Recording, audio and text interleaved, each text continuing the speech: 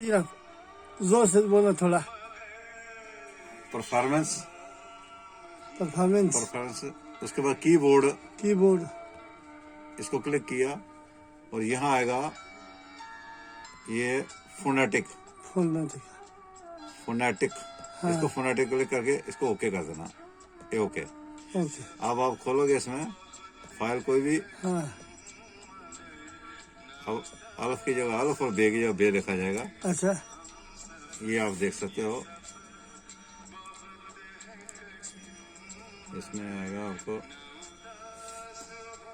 F8, F10।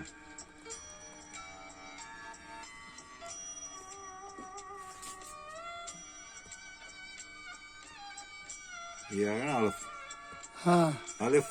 ये आ गया बे, हाँ, ये आ गया पे, हाँ, हाँ, ते,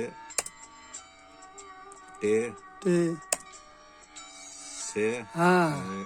छे आ गया, ये आ गया से,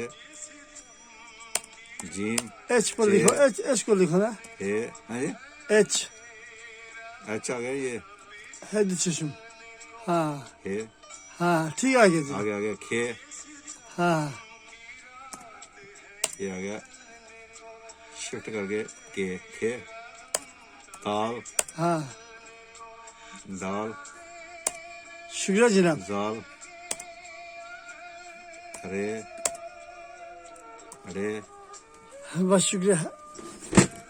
ठीक है। ये, हाँ, इसको बंद कर दो, अब खुद देखो आप करके।